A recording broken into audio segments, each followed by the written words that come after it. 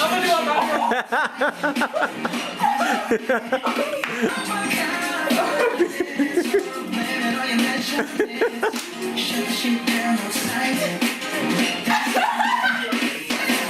thought we were doing the kid and play.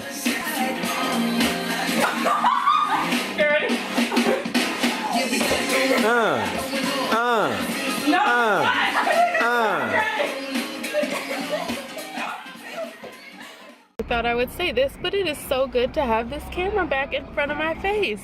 I didn't do any vlogging last week because I was really sick. The flu had me down, and the last thing I was thinking about was picking up a camera, but I'm so happy that I'm feeling better. And still not 100% because there's all that residual stuff left over, but for the most part we're up and we're moving, and I'm really happy about it. So I'm happy to be back, especially on a week like this when so many changes are happening, and it's really exciting. It's really nerve-wracking, but mainly exciting. I'm gonna be transitioning this week into the clinical side of my job and moving out of the office, which has been a long time coming. And be careful what you ask for, because it comes and it comes fast, and next thing you know you're there and you're trying to figure out, what am I doing now? So but I'm really excited. I'm super blessed. I was just thinking about some things and thinking about how, not this week but the week before last, I think it was really difficult for me. I was in a place of uncertainty, and I just was really doubting where I was at and the moves I was trying to make, because things were looking a certain way, or so I thought they were looking a certain way. And you know, I went through my process. I cried through it. I kicked and screamed through it, for lack of a better word, and I was feeling really defeated. I felt like, oh my goodness, how, God, have I been brought to this place in my life, and now all of a sudden it's just going to be ripped out from under me? What in the world? What am I doing? Am I not doing the right thing? Do I need to reevaluate? What's happening? Like, what is going on? And I think so many times, so many people find themselves in that position. And the thing that stood out to me, when I had a long conversation with my dad about what I was doing and why I was feeling that way, he was he was helping encourage me and helping keep me motivated. But the thing that I really took from everything he was saying was, why are you not remaining thankful for everything that you have been given right now? Why, are you focusing so much on what it looks like and what you think is going to happen? You've already defeated yourself, and you haven't even gotten through or tried to get through what you've set out to do. And you're already sounding defeated. You're already sounding like it's over. You're not staying thankful or remaining thankful for everything that you have been brought through to get to this point. And that really opened my eyes, because I think so many times we think we fought so hard, and we have. We fought really hard to get to where we were at. I was feeling like I have fought so hard to get to this place, and now all of a sudden, just boom, it's gone. And I had to realize that that's not what was happening. It was just another challenge, another hurdle for me to jump over. It was just another test for me, to see if I was strong enough to remain thankful even when I couldn't see how things were going to work out. Or even if things weren't going to work out the way that I initially thought they were going to work out. Are you still going to be thankful? Are you still going to remain thankful? Are you still going to give thanks for everything else that you've been given?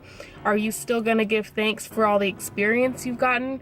Do you have enough faith to know that no one's telling you no, and you're not going to be left with nothing? Can you continue to reflect on your blessings, even when what's happening right now in front of you doesn't look that way? Can you continue to reflect on everything else that you've been brought through to get to this point, even when you're not sure how you're going to get through where you are right now? Can you continue to be thankful and remember everything else God has brought you through to get to this point? And can you remain steadfast on that? And can you remain thankful in spite of what you think it looks like, in spite of everything falling apart? Can you still remain thankful? That's the true test. Yeah, it's hard when things look a certain way, but you can see a way out, like I said. But, and it's not easy. I am no, listen, if I was, I wouldn't be talking about this, because that would mean that I haven't gone through it yet. And I definitely went through it multiple times. And I'm just learning that the key is thankfulness. The key is having a thankful heart.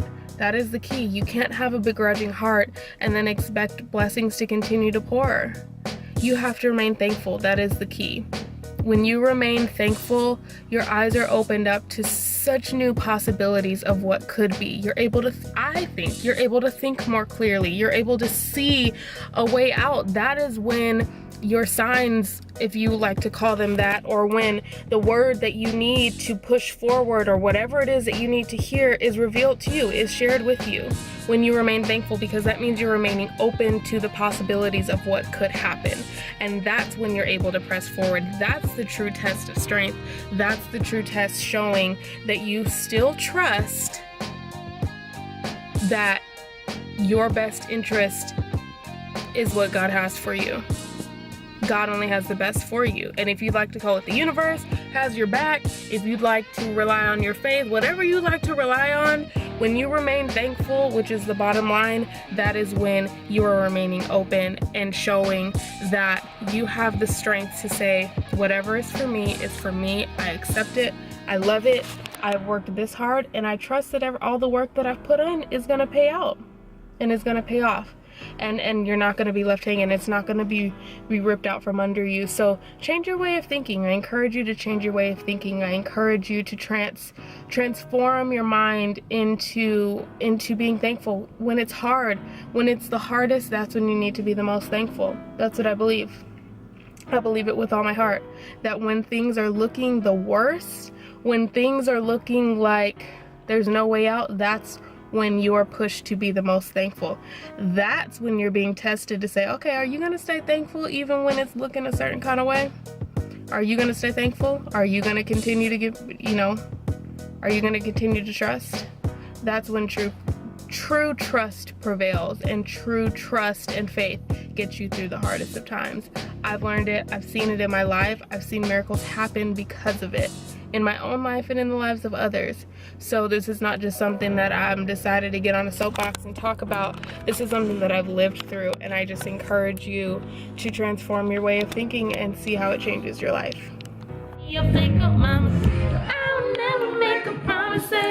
That's why you want to sing it. And he just sounds so amazing when he sings that part. He's so little. He's so little.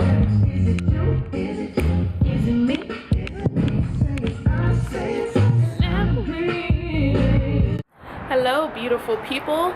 It has been one heck of a week, hasn't it? There's like one long curl. I don't know what that's doing. It looks cute, but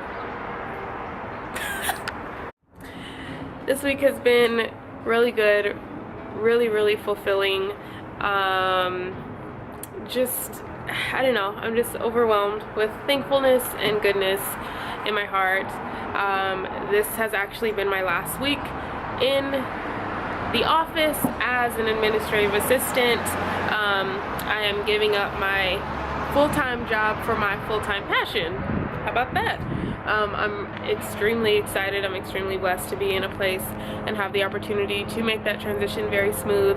And although things feel a little out of control, I mean, they are out of my control, which you have to give up control sometimes in order to allow God to use you, or in order to allow God to work in your life, and in order for Him to fulfill and fill those spaces that you are trying to fill yourself. So I am more than happy to give up that control and to be able to recognize that that is what has to happen. So the cool thing about this week is that I started a social media personal development challenge through Miss Alexi Panos, and it's called 7 Days of Soul. she actually has a program called Soul School, which you can join, but this specific challenge was a free challenge open to anyone, and it's for 7 days, and every day there's a new soul stretch, and it's exactly what it sounds like. They are stretches for your soul, things to challenge you, things to move you, things to push you out of your comfort zone, and at a time where things feel a little off center and I'm looking for some grounding, there was literally, this was the perfect way to kind of help me to stay centered and grounded while things are just like in this huge transition. So we're right in the middle of that. The first day was to focus on getting something out of your life for these next 7 days, and hopefully beyond those 7 days, but specifically focusing on the 7 days. Get something out of your life that is sucking the life out of you. And I determined that being on social media before bed was sucking the life out of me. It was stopping me from resting peacefully, and I wasn't even really fully aware of it, but I'm glad that this challenge came when it did, and that is what I challenged myself to do. So for these 7 days, I won't be on social media before bed. That will not be the way that I help myself to fall asleep, by scrolling through. It's counterproductive, and I've realized that, and I'm glad to be giving that up. Day 2 was to gush gratitude all over someone, a friend, that you just felt like calling and sharing with them how much you love them, how much you appreciate them, and just being and staying in a vein of thankfulness with a grateful heart, which is something that I talk about all the time. So it was awesome to be able to do that. And today, day 3, is all about switching it up with your outer appearance, or doing something different to get you out of your little rut that you may be in without even realizing it. Today is my last day in the office. It's Friday, and I was feeling a little stuck. I didn't realize that I was really in a rut as far as my outer appearance, but I was. And so when I woke up this morning, I was just kind of like, I don't know how I feel. Well, I watched Alexi's Facebook Live video, and it was about doing something different with your outer appearance, getting out there, changing it up, doing something different with your hair, doing your makeup differently, doing something, because when you look good, you feel good. And honestly, that's so true, and I'm so happy that I watched that, because I put a little bit of extra, can you see my heels? I've never worn these shoes to work, but I put a little bit of extra effort into my outer appearance today, and it honestly gave me the biggest pick-me-up. It put a smile on my face. I looked in the mirror, I liked what I saw, and I was really happy with the effort that I put in. And because of that, I started feeling better, and it was so awesome, because I think a lot of people are like, don't focus on the outer appearance, but then we end up forgetting about the outer appearance. And when we're stuck in that rut and we don't realize it, we're not putting any effort into how we look, and that translates into how we feel. So I'm really glad to be participating in this. It's really awesome. I'm super excited, and I can't wait to share at the end how it's been able to transform me, and I will definitely be sharing that with you guys. And I'm just excited to see where it goes. This week, like I said, is my last week in the office, and I'm super blessed to be in the position that I am in, and I cannot wait to see what God has for my life. I cannot wait to remove the clutter, continue removing the clutter this week, and continue making space for what He has for me. And I can't wait to take you guys along that journey with me. So yeah, let's just see what happens.